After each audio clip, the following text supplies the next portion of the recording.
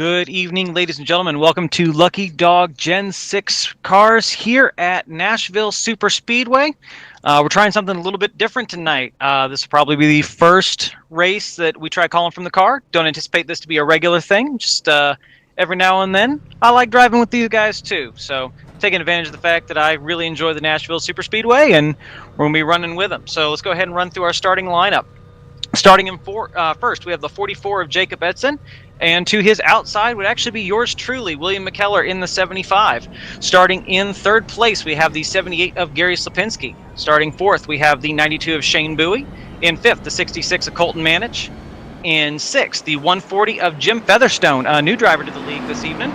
Starting in seventh, we have the 50 of Mr. Todd Willis. Starting eighth, we have the 24 of Jason Adams. And in ninth, we have the 43 of Sandy Curtis. Oh, God. In 10th, we have the 89 of Randolph Richard. In 11th, we have the 4 of Larry Eddy. 12th is the 777 of Michael Pegg. Starting 13th is the 59 of Ralph Blair. 14th is the 129 of Kim Kraus. 15th is the 52 of Gary Whitmer Sr. 16th is 00 of Thomas Holder. 17th is the 33 of Gary Ragland. 18th is the 19 of Ben Gear. 19th is the 58 of Chris Hogue.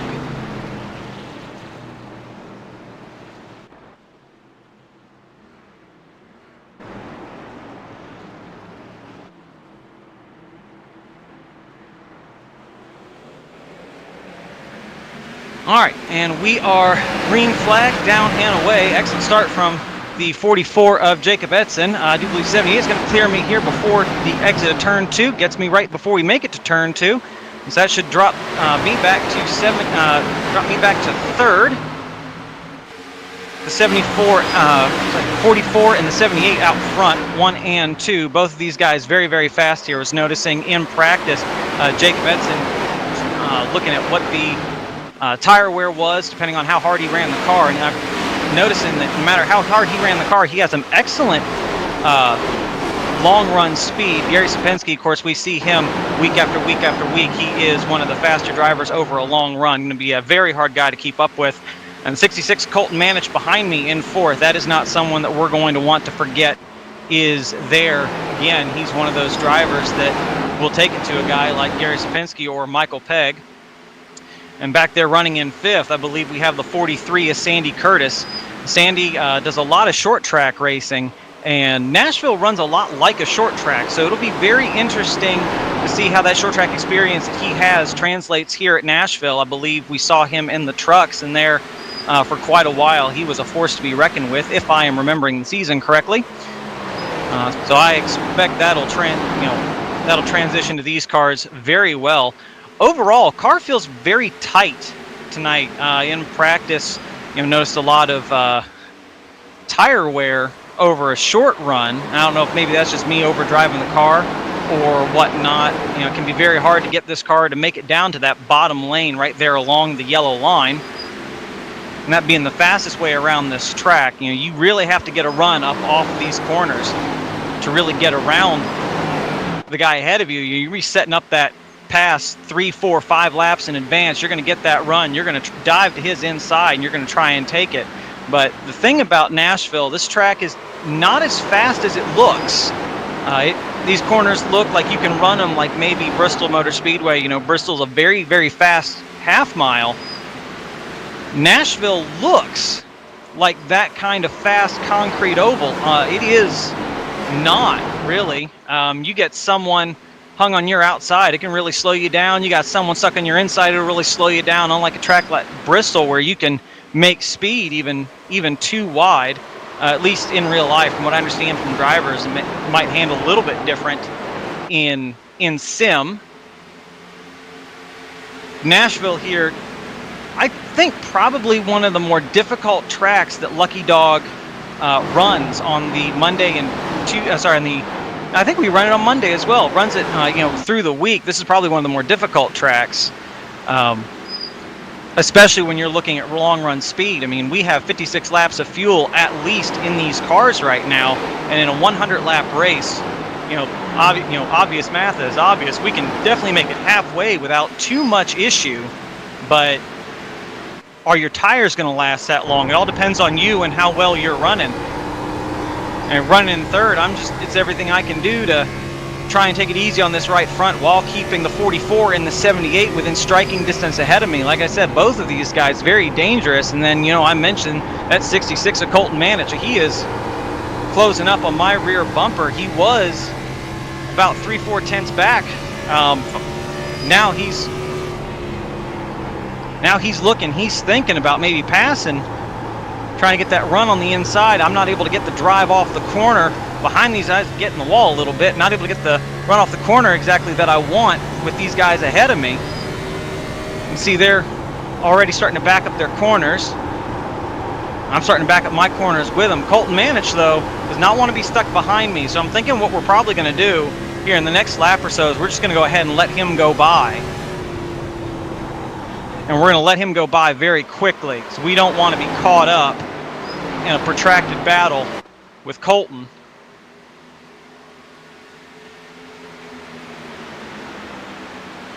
So here we go. We're going to let him go right here. Like I said, we do not want to hold him up, because that's just going to end up holding us up in the long run.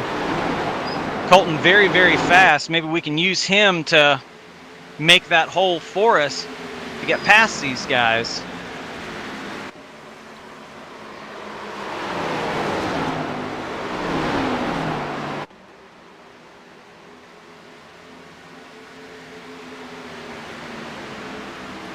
Always great watching these guys who I know are definitely better than myself battle it out.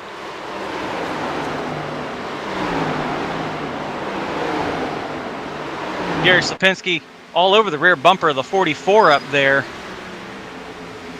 Jacob Edson, though, cool as a cucumber, just running his line. I don't believe that he's running that car any harder than he normally would be here at Nashville. Colton Manich doing what he can to catch up to that bumper without wearing his stuff out, and then you have me in fourth doing what I can just to preserve this right front tire. And we got the 92 of Shane Bowie in fifth, sitting about a second and a half back from me, so that puts him over like close to two seconds back from the leader.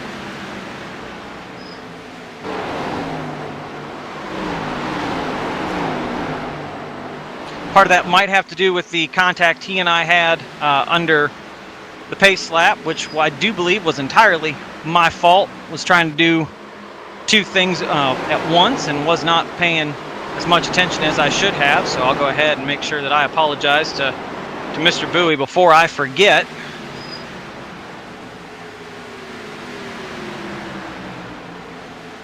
That way, Shane, if you go back and listen to the broadcast, just want to let you know it was my bad. As we are 14 laps now into this race. It was 86 laps to go. And we're all just kind of looking for speed right now. We're all wanting to make some speed. 78 gets a good run on the 44, exit of turn 2, goes for that pass, is able to clear the 44.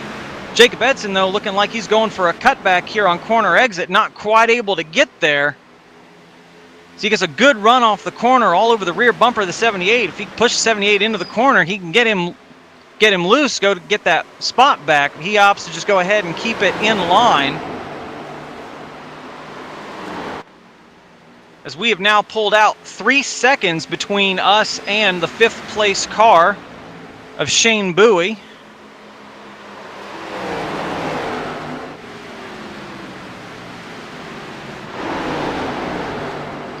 All 4 of us up here at the front within about 0.5 of a second of each other. I must say I was not expecting to be able to hang with these guys as well as I have been.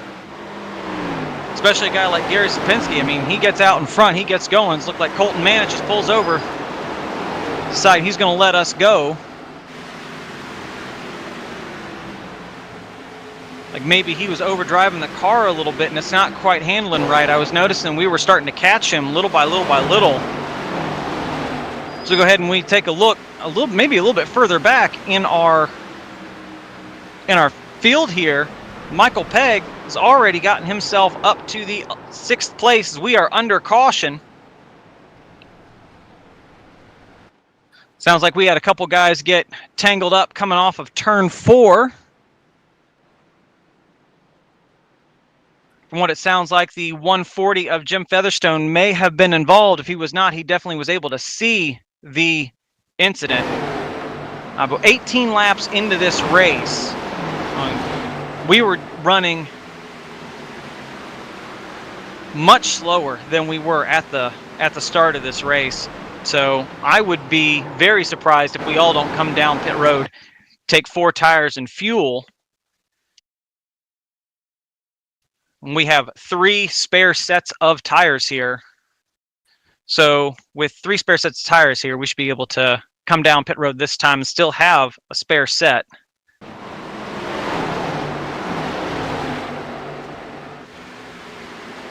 And here we go, top 4 coming down pit road.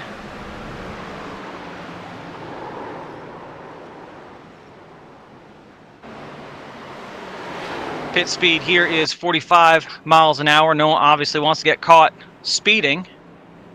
Good pit stops here. Definitely important, especially if you can get to that bottom before anyone else. That's kind of what you want to be able to do. So someone like me who started in second, I was stuck there on the outside. I want to be starting in third where I came down pit road. I don't want to be stuck on the outside.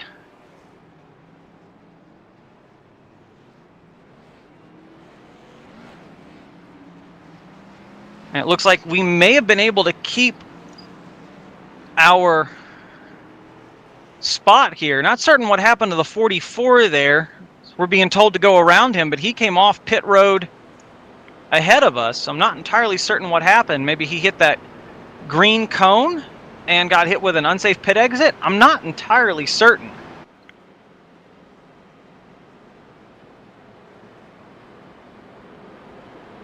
That might have something to do it. Just got a notification that Colton Manich connected. I'm wondering if maybe he's having technical issues. He was complaining about technical issues in practice.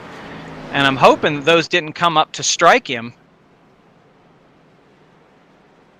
Colton Manich, a very, very fast driver. So if he's able to get back in before he goes a lap down, he will for sure be a force to be reckoned with as this race progresses.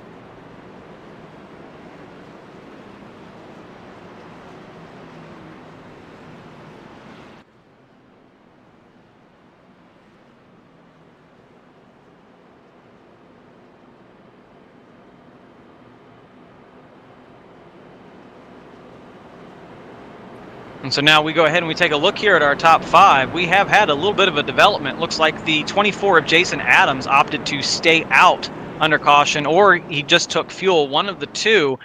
Definitely old tires on that 24 car. He has inherited the lead. Gary Sapinski, though, will be restarting in second. I'll be restarting here in third with Michael Pegg to my outside in fourth. And then behind us in fifth looks like will be the 59 of Ralph Blair. So a little bit of a change to our restart as we are 2 to green currently.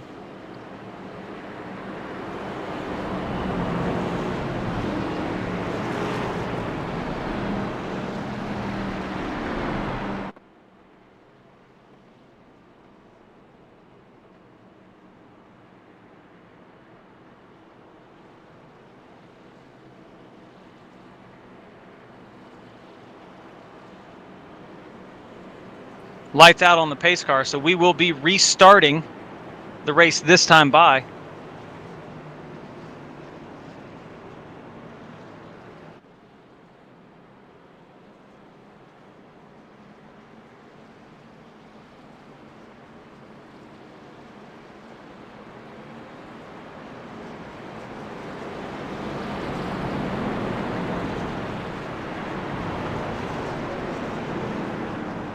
All right, well, sounds like the 24 is requesting an EOL, but it's not been given to him yet.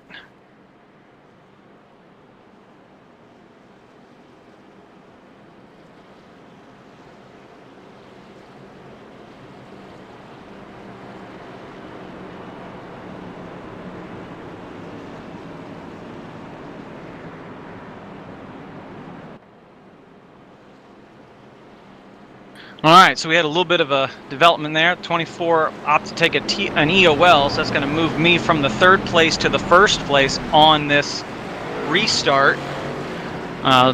Restart has been delayed 1 lap for that little bit of confusion, so we will go round 1 more time, make sure everyone's lined up where they are supposed to be. So lights back out on the pace car. I believe all cars that wanted to request an EOL have requested and been granted their end of line flag. I do believe I saw the 140 was black flagged, sent to the end of the line for causing that caution. So that should line all of us up where we are supposed to be, like I mentioned. Now we'll see what starting the inside is going to do. Got the 78 of Gary Sapinski to my outside, and we already saw that he was in the mood to check out before he got hung up there a little bit by the 44 of Jacob Edson.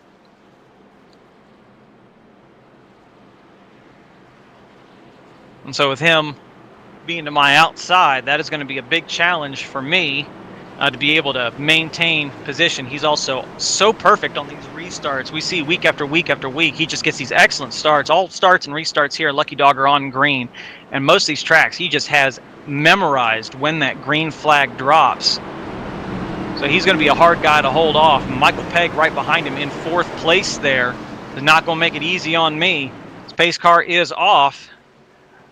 We can go ahead and head to the Geico restart zone. And we are down and away. He's able to get a little bit better start than Gary, but he battles back here on the outside. Going to do what he can to keep me pinched down here going through the corner. We're on fresh tires. We want to go, but we don't want to go too hard. He's still out there. Looks like he's able to get a better run off the corner than I was. I will settle into 2nd place. Michael Pegg all over my rear bumper.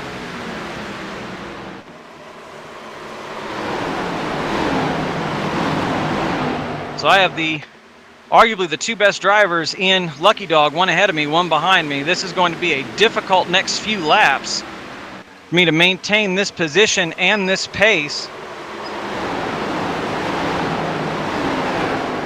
Michael Pegg almost had a really good run there off the corner, thought better of it, backed out and fell in line.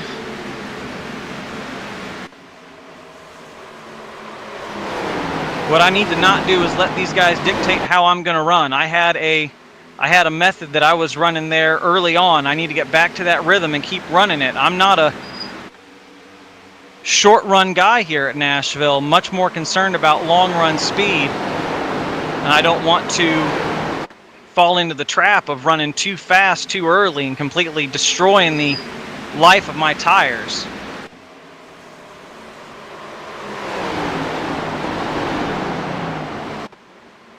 So I had a little bit of a tight moment there coming off of turn 4. Had to get out of the throttle there a little bit. Looks like I was not the only person who had that problem. And you're seeing the difference in styles here coming into play already. You see Michael Pegg, really closes on me going into these corners. I pull away coming out of these corners. I like to front load all of the braking, throttle control in the beginning of the corner so I can get an excellent drive off. And that would be working a lot better if I was ahead of the 78, but because I'm behind him, I'm having to do a little bit more than I would like to maintain this speed. As I get real tight there coming out of turn 4, Michael Pegg gets real loose. Sorry, turn 2, Michael Pegg gets real loose.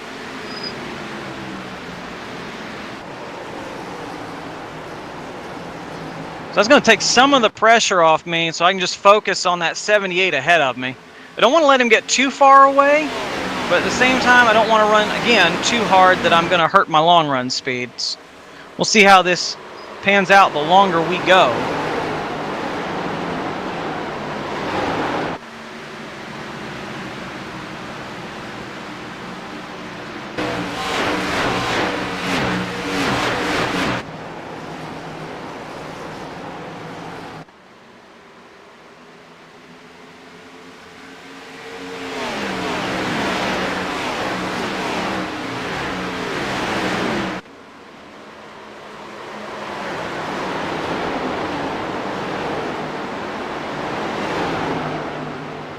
Michael Pegg's already caught right back up to me.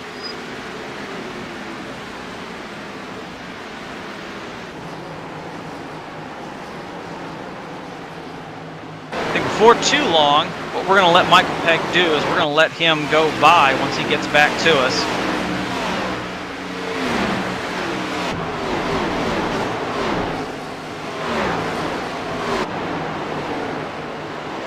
Looking at things, Michael Pegg definitely having issues there in turn 2.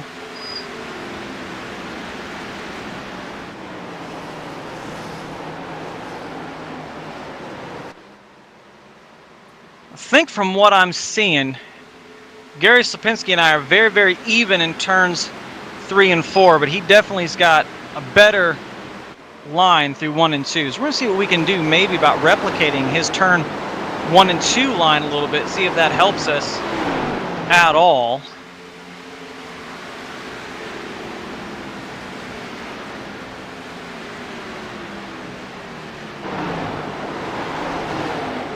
It seemed very even in turn 3 and 4.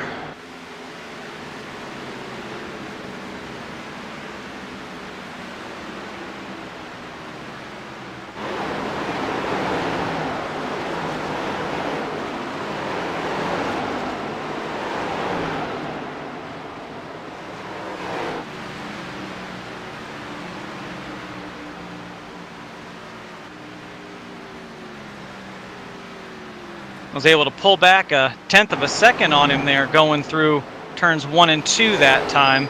So I need to be careful. Looks like I was able to make up a little bit of time, but don't want to, again, overdrive the car.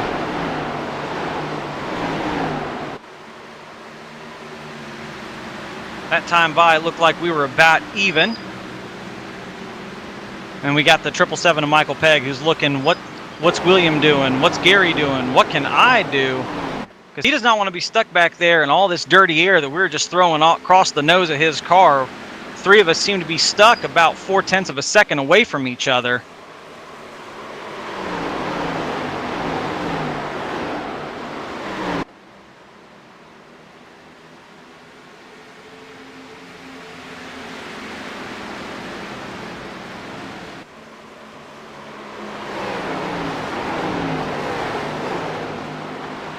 Zier is able to pull out some time there on me through turn 3 and 4. I had to get in the brakes a little bit more than I had been just to get the car to rotate. And as talking about it here, it looks like I almost completely blew turns 1 and 2. Was able to salvage that, not give any time to Michael Pegg, not give any time to Gary Slapinski.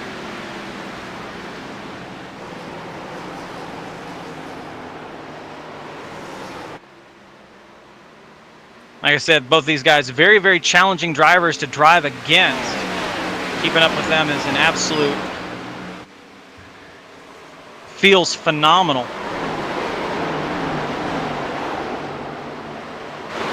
They're able to close in to within 3/10 of a second there on Gary Slapinski for a little bit.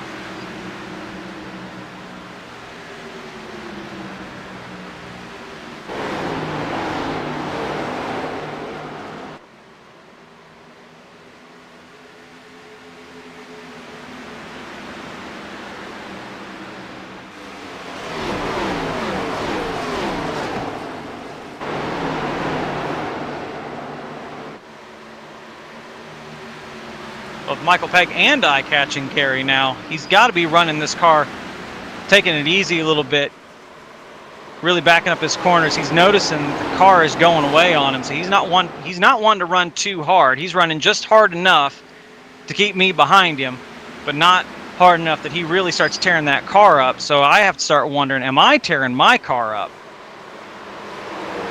Obviously, I don't want to be stuck behind him all race, but at the same time,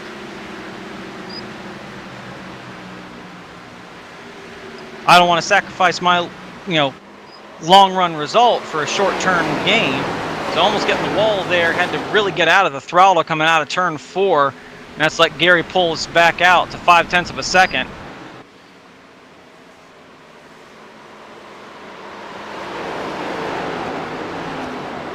Give you an idea of what kind of tire wear we're looking at.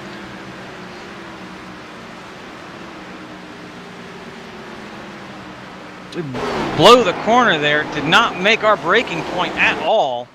Let's go ahead and let you know that initial run, I think it was 14 laps. The tire wear on my right front was down to 88%. We were not really taking these cars easy at all on that initial run. So I expect this run's going to look very similar.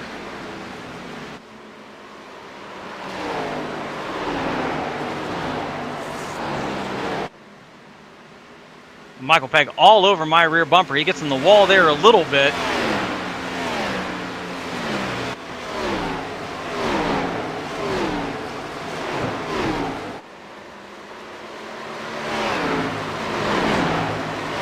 He's going to pass me here. Had to get out of the gas going out of turn 2 there. Missed my throttle points. We're not going to stay to his outside too long. At least we're going to try not to. Slowed down to about 134 miles an hour there, trying to let him go. Not able to roll the corner as fast as maybe he wanted. So we're going to try again. We're going to try to let him go by. We're going to go up a little bit higher this time. Here we go. He is passed.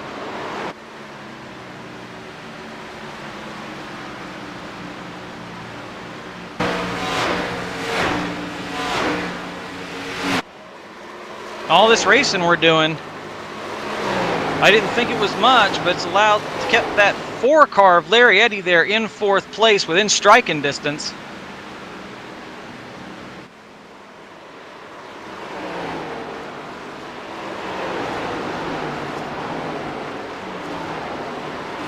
More importantly, it's allowed Gary Slapinski to check out 2 seconds over the two of us.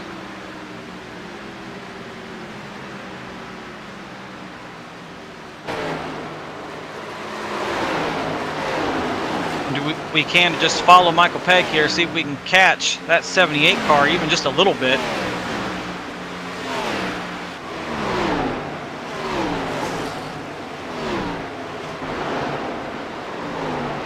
Tried a little bit of different line there, did not quite work, did not have grip in the front tires to be able to make that work. Because we had that caution when we did, it's really opened up the pit window. You know, remember we mentioned we only had 56 laps of fuel at the start of this race. Well, it being lap 45 now, anyone can pit from here and make it to the end without much worry. The chances you're going to make is, you know, are you going to run on old tires for longer than everybody else? You know, we ran, I mean, you could probably push pitting all the way back to lap 70 at this point. What are you going to do? I mean, it's definitely something I'm thinking about. You know, when do I want to pit? Obviously, I don't want Gary Slapinski to pit before I do, but if he pits too early, then how much time is he going to give up in the long run? And that's what the 78, 777, me and the 75, the 4 behind us, and the 43 back in 5th place, we're all thinking, when's the optimal time to come to pit road?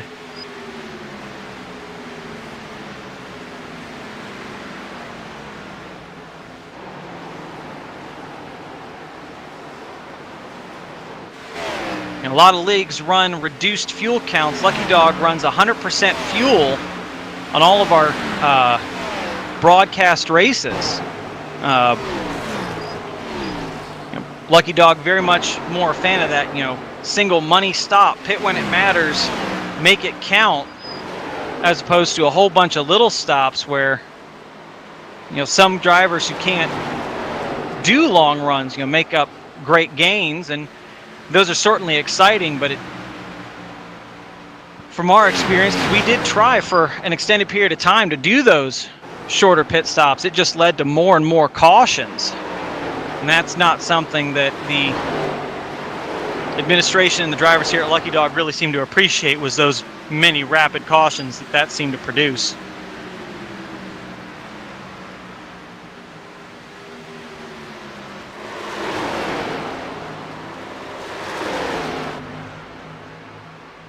Gary Slapinski pulled 3 seconds out ahead of myself and Michael Pegg.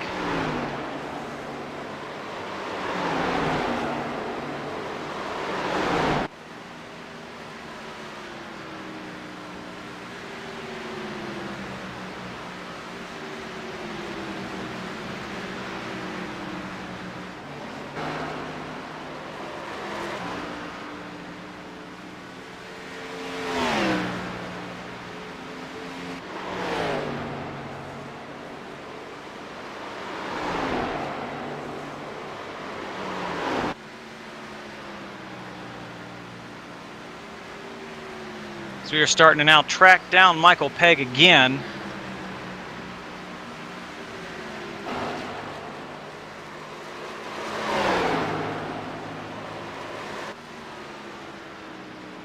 Got very tight there coming off a turn 4, had to get out of it. Michael Pegg, not an easy guy to pass. He's not blocking, he's not even trying to be difficult to pass. He's just running his line, and with that comes a lot of consistency, and that's always the key here. That's the moneymaker in Lucky Dog. It's consistently. Can you hit your marks every single turn? Can you not slip every single lap? And that's something that someone like Michael Pegg, Gary Sapinski, Ralph Blair, Larry Eddy, Jacob Edson, who has made his way back up to the 5th position. That is something that all these guys are so good at, is that consistency. They're not going to let a driver behind them get them rattled, get them out of position. If you're going to get them out of position, that's because you were able to force your nose in there before they were able to get to where they wanted to be. And that is not an easy thing to do to a guy like Michael Pegg. We're 3.2 back from Gary Sapinski. We caught him a little bit there. That lap traffic really coming into play, really helping us here.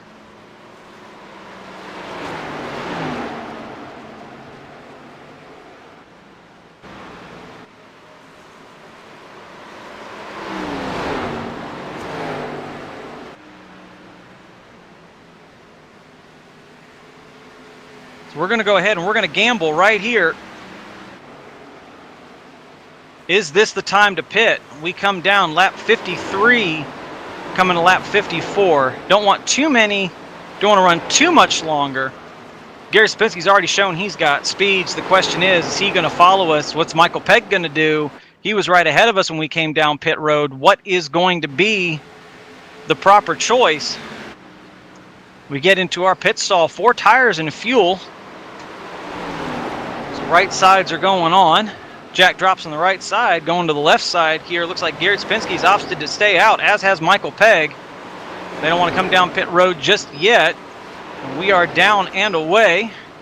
Don't want to speed on pit road, and we are off. Looks like we brought the 43 of Sandy Curtis, who was running in 9th. He is with us, just came off pit road himself. He and I both now a lap down as we set to work trying to get a little bit of pace now while our tires are fresh. See if we can catch up to the people who were ahead of us. 24, Jason Adams, who was running 11th, he's down pit road. But it looks like besides Sandy and Jason, we are the only ones who pitted that time. And the goal is just to take advantage of these fresh tires for as long as we have them.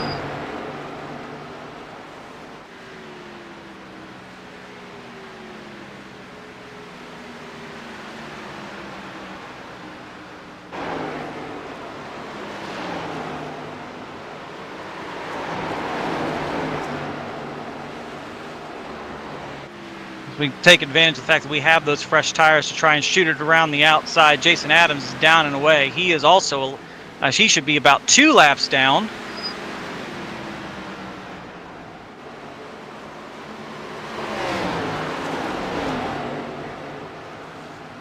So we are making our way through traffic as fast as we can.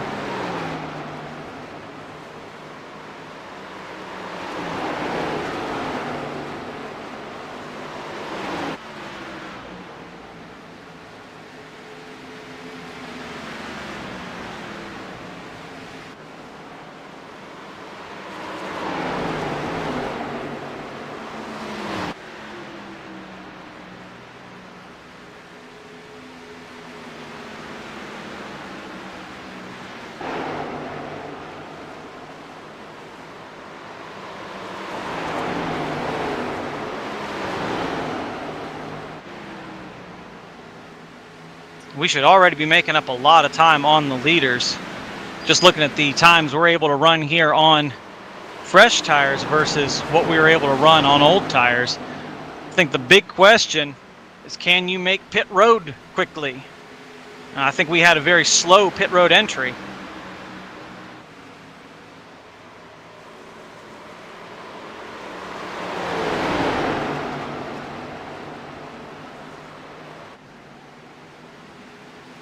Let's make our way past second place Kim Kraus. He's one of the last cars on old tires. Gary Sapinski opting to come to pit road this time. Michael Pegg on pit road, so we should be coming out ahead of Michael Pegg right here by a fair margin.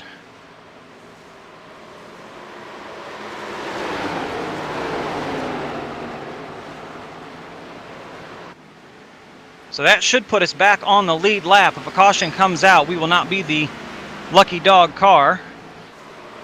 Not certain who exactly that would fall to as of right now. As we come around, should be able to get past the 78 of Gary Slapinski.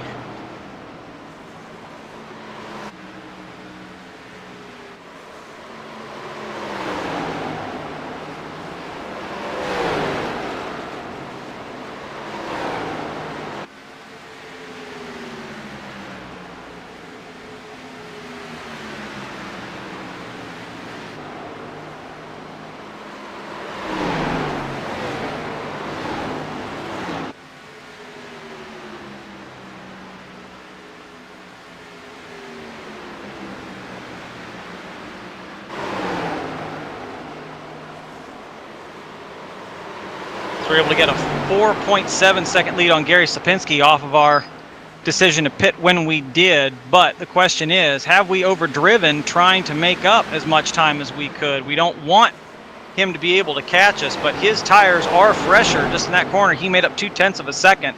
That's going to really add up the longer we go.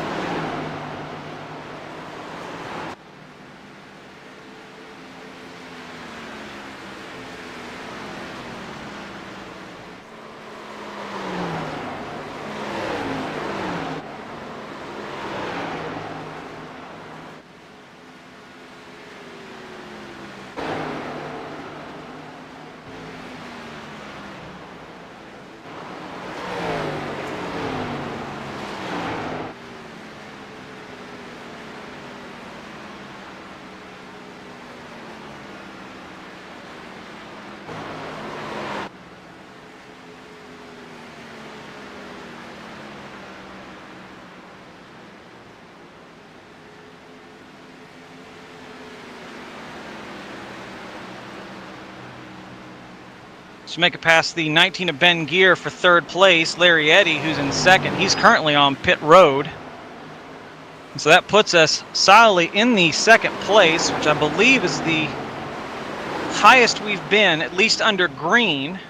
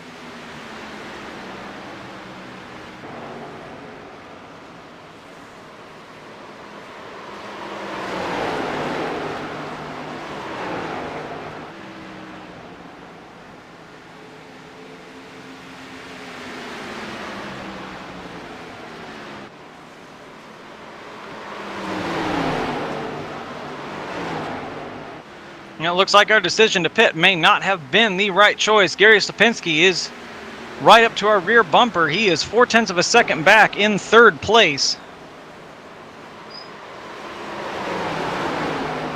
So if we thought it was a challenge to keep up with him, it's even harder to keep him behind you.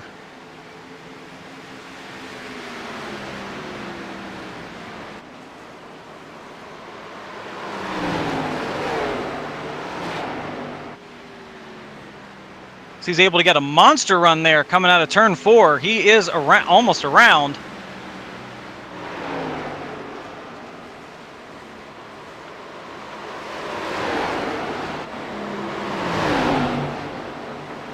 Do everything we can to not lose too much time to the car behind us now, 777 and Michael Pegg.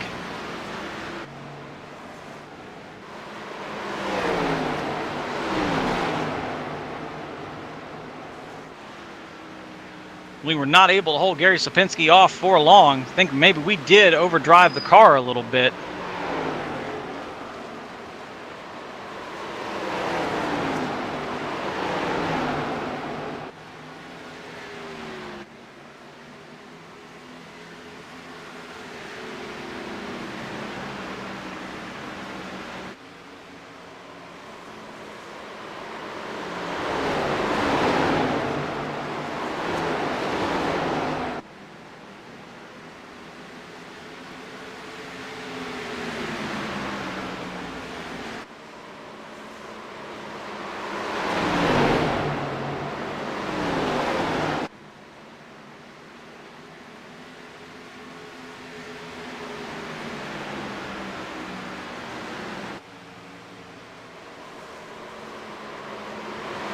I can feel that right front having already really started to go away. We're giving up a lot of time to Michael Pegg and Sandy Curtis behind him.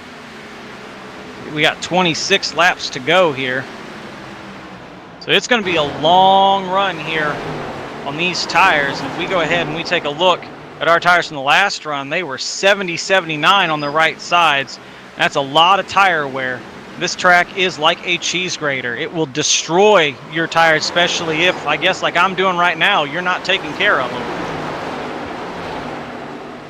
Unfortunately, the way this track is with these tires, you can't even really go for like a 2-tire stop to try and save yourself. It just makes the car super unsteady. So we're side by side with Michael Pegg right now going into turn 3.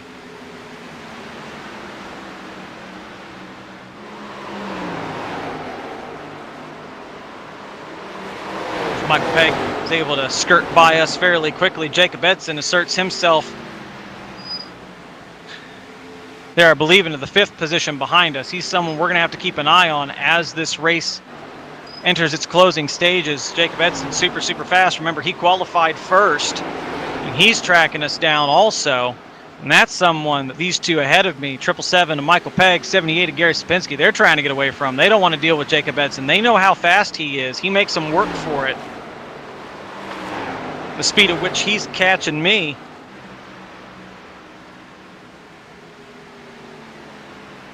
Speed at which he's catching me means he's catching the people ahead of me just as quickly. Gary Sapinski not pulling out as far ahead of me at the same speed as Jacob Edson's closing up behind me. So they need to be worried about losing that time there. But at the same time, Jacob Edson's 5.5 seconds behind me, which means he's 8 seconds behind Gary Sapinski. Gary might not have to worry about him here. 23 laps to go in this race.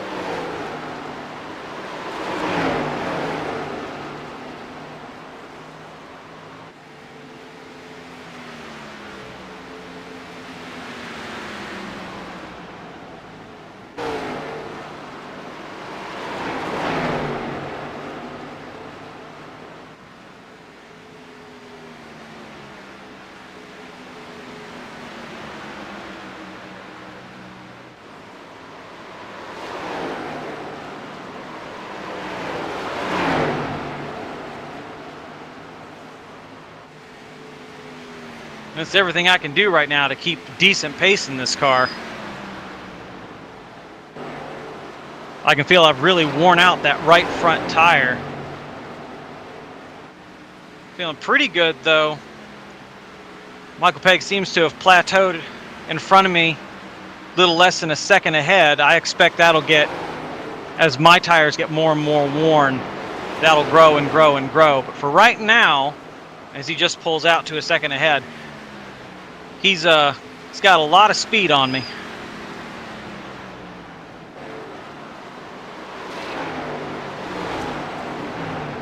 Kim Kraus is the last car, I believe, coming down pit road. So he'll go ahead and he'll make his last stop. He'll only have a 20-lap run here to the end. If he's able to get down and away before he goes a lap down, he should be able to get a very good finish out of this. But Gary Sapinski was very close behind him, about 2.5, 3 seconds behind. So he may go a lap down with as fast as the laps are here at Nashville. You know, they're only about 30-second laps on, on the tires that we've got right now. It's going to be about a 14-second stop, and if you go ahead and add to that the fact that you got to make it all the way down pit road, I believe that'll put the 129 to Kim Kraus a lap down. Obviously, he had to do something differently. You're not going to win doing exactly what the leader's doing. You got to try and do something different. So he tried to go for the longest run possible, and we'll see if he's at least able to get his lap back. Looks like he's back out on the track. He's 5 seconds behind me, which will put him about 11 seconds behind Gary Sapinski. 11 or 12. But on fresh tires, he should have enough time to get that lap back. Now, obviously, finishing all 100 laps here at Nashville will qualify you for that extra bonus point for having finished every lap. There's a bonus point for leading a lap, leading the most laps, qualifying on the pole. There's 2 bonus points for winning the race, and then you've got a bonus point for having a clean race, 0 incident points. And so that's kind of what we're looking there, and that's the max number of points, and I expect that's probably what the 78 up there, if he wins this thing, is going to be getting. But obviously, I believe he's led the most laps, so he's got that one down. He's led a lap, led the most laps, likely will have 0 incident points, a whole bunch of stuff. Michael Pegg up there, what he wants that lap lead. Not only does he want that lap lead, he wants that win to get him those bonus points.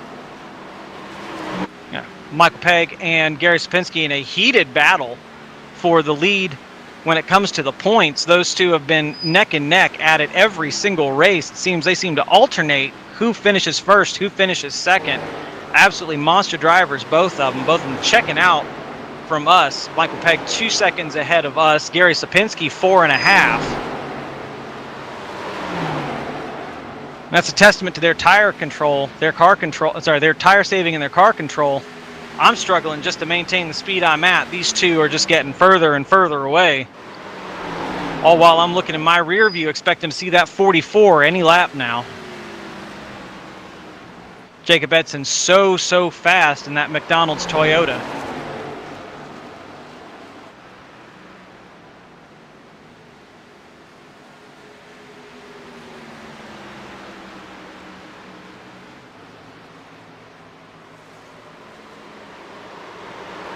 We got real tight there, got on the wall a little bit.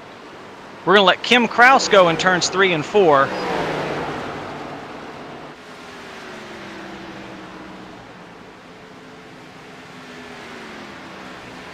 So he decides to just go ahead and take it around the outside.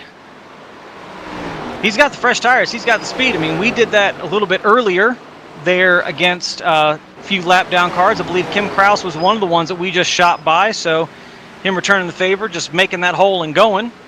One of the more aggressive drivers, but he was 5 seconds behind me, I believe. Now look at him. He's already a second ahead. He wants that lap back.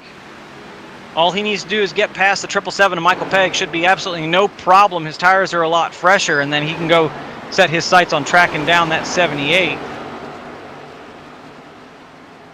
As he goes ahead and gets a cut back there on the 777, is able to get to his inside.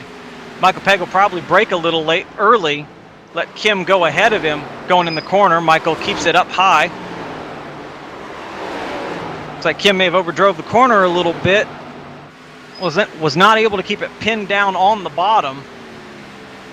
But he is past and he is setting sail Tell you what Michael Pegg's going to like. Michael Pegg's going to like the fact that he's going to have that little bit of a draft pull from the 129 to help him get closer to the 78 up there.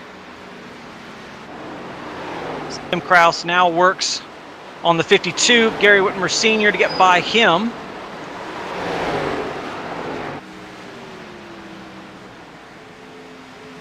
He makes it by, and I believe the next car ahead of him should be the 78 of Gary Slipinski, and he is working as hard as he can to track that man down.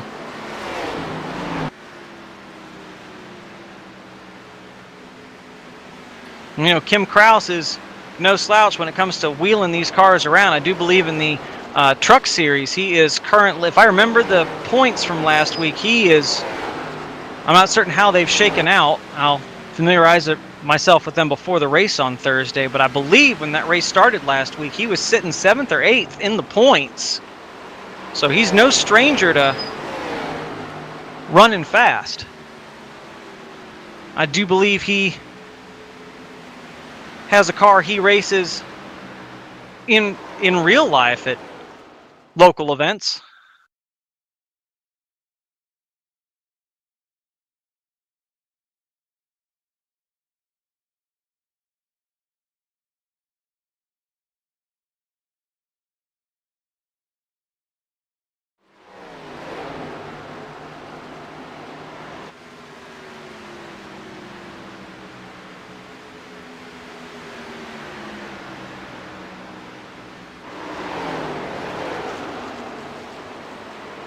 Right now we're just focused on getting this car around the track in one piece. We close in on the lap traffic here of Gary Whitmer Sr. Looks like Kim Kraus was able to get past the 78 of Gary Slipinski.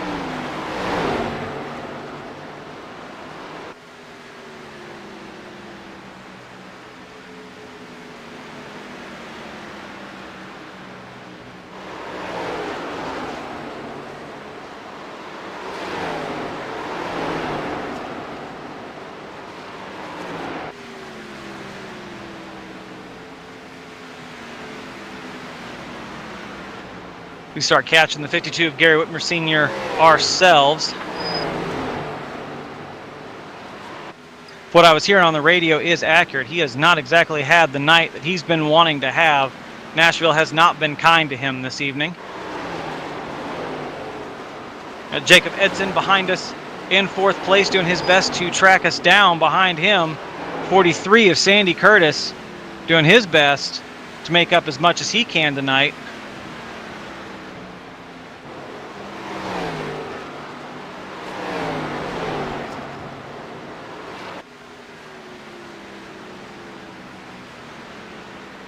We're able to clear 52, and we continue to try to maintain the gap we have between ourselves and the 44. As we are now 5 laps to go.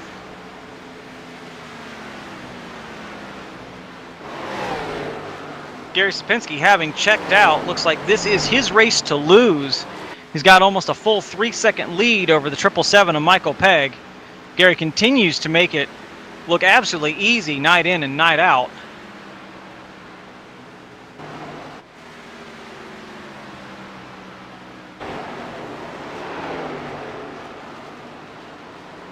Looking at the previous lap times, Gary Slipinski running about a 1/10.5 faster than us per lap. He's running about similarly faster than Michael Pegg ahead of us. Michael running about a 1/2 second faster than us per lap. So Gary closer to a second, I guess is how that maths out. Michael continues to pull away. Gary continues to pull away from him.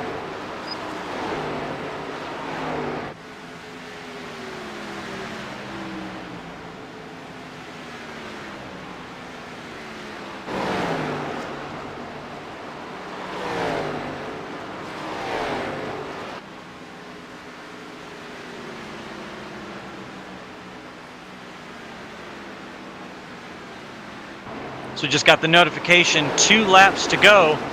So long as there is no caution before the white flag, that should be all all we have for us this evening. Lucky Dog having 1 attempt at a green-white checker. One of those things Lucky Dog does to try and promote clean racing. Instead of, we've raced in some leagues where there's 3, 4, 5, a million attempts at a green-white checker. Lucky Dog would rather we just get it right the first time, but in case it doesn't happen, we have that one option. But tonight we don't need it. White flag this time. Gary Sapinski out in front, continuing to dominate this race. He's sitting 3.4 seconds ahead of Michael Pegg. Michael Pegg doing the best he can to try and make up some time just a little bit, but unfortunately does not look like he's able to. So Gary Sapinski in the 78 will be your leader, will be your winner, followed by the 777 of Michael Pegg. Number 75, myself, William McKellar, coming home in third. Fourth, like it's going to go to the 44 of Jacob Edson. Fifth will be the 43 of Sandy Curtis. And that'll be your top 5. Larry Eddy brings it home in 6th. Kim Kraus got back on the lead lap, finishes on the lead lap in 7th. Gary Ragland in the 33 will be 8th. 9th is the 89 of Randolph Richard, and 10th is the 59 of Ralph Blair. That is your top 10 this evening. Absolutely phenomenal run from all of our drivers this evening. Obviously, we only had that one caution. Take this opportunity to come up here with our winner and runner-up. We'll go ahead and we'll get these guys for interviews.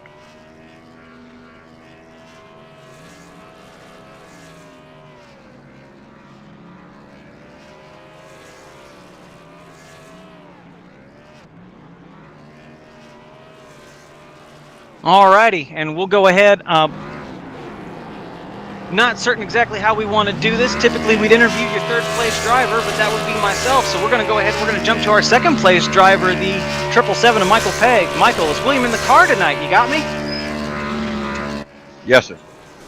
Michael, absolutely phenomenal run. I noticed you started pretty far in the back, and you were able to get your way up to second. I know Nashville and you have got a little bit of a love-hate relationship, but phenomenal run from you tonight. How are you able to get through the field so quickly?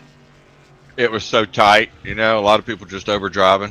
You have to let off the gas, just brake. I was on the brake a lot of rear brake added. So with that brake, at some tracks that we run, the brake's not really that beneficial, but here, do you feel it helps you maybe save your tires a little bit better than rolling the corners, like some people try, especially in ranked lobbies? Yeah, I was able to get around the corner. It made the car to go a little bit, to the left a little bit. It was easier to brake and then come out of the corners where I was getting more speed coming out versus going in. But yeah, just a lot of brake. I couldn't believe how much brake you had. The setup was really tight. It was a good setup, just really tight. I definitely appreciate. Me and tight setups. I really appreciated how this car handled this evening. Like I mentioned, phenomenal run from you. Is there anyone you want to thank before we let you go? Yep. I want to thank all the Lucky Dog members. I want to thank all the regulators. I want to thank Lucky Dog Broadcasting and you, William, there for taking care of us tonight. Thank Gary for winning there. And we got a new member tonight, Jim. Congratulations on him joining. And I want to thank Tracy, Molly, and Cash. Thank you very much, Michael. Again, fantastic run. We appreciate you talking with us, and maybe we'll talk to you next time. Thank you, sir. And so that'll go ahead and move us to our winner tonight, the 78 of Gary Sapinski. Still doing a burnout down the front stretch. Gary, it's William in the car tonight. You got me? Yeah. Gary, phenomenal win tonight. I know that you're good just about everywhere that we go, but Nashville and you seem to have be a little hit and miss, but absolutely dominated tonight. Go ahead and walk us through your race there. Yeah, at the start, I felt like I wanted to save. I was behind Jacob, and he was looking really good tonight. It was really a shame that we missed him there. Something must have happened on that pit stop, and he got caught up in the back there a little bit. But it would have been nice to have him up here battling with us. He's a great driver. Really appreciate him out here. And after I got out in clean air, this thing was just like a rocket ship. It really was. The clean air really made a difference. As soon as I passed Jacob, I was like, "Whoa, man, I like this." So I kept it out in front there, and it felt really great. I was able to. I added all rear brake to it, and I told Michael to try this, and he was like, "Oh, I love it." I said, "Oh, it feels really great." And just hit, kind of let off early, and just use that brake to bring it down to the stripe there, back on it, and it really saved a lot of tire. And I was very happy with the way the car felt tonight.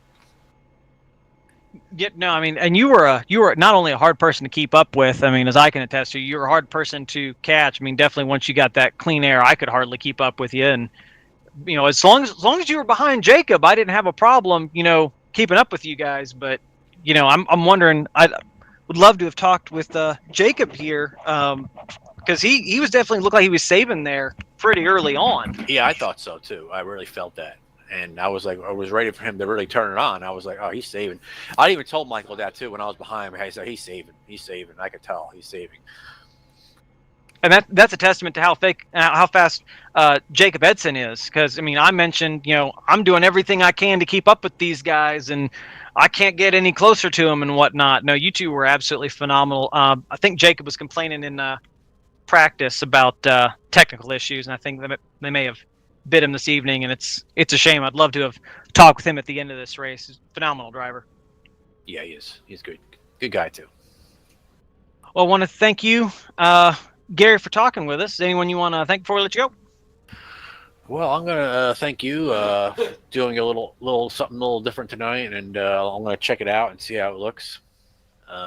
See how you did there, announcing while you're driving there.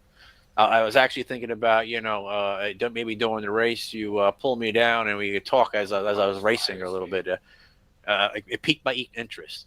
Maybe we'll talk about that, and maybe we can do something during the race, one of these races, and you pull me down there, we can discuss and see how it feels during the race there. As long as it's not a short track, I'm it's fine. Oh no! Trust me, a track like Nashville with the kind of concentration it takes here. I mean, trust me, I got a cramp in my left thumb from holding down my push to talk button while driving. Yeah. And I'm happy I was able to come in third, out. Doing 2 and 3 things at the same time tonight. Yeah, I'm sure you wore yourself out. But no, I'm down to talk with you about it. It sounds like a lot of fun, actually. Yeah, it's something that we'll sit and talk about. Otherwise, I'm gonna thank I'm gonna thank my teammates. I'm gonna thank all the people out there watching. My son shouting here in the background. And everybody hit that like button. Come in here, watch us race here. Everybody out there, thank you for watching, and have a good night.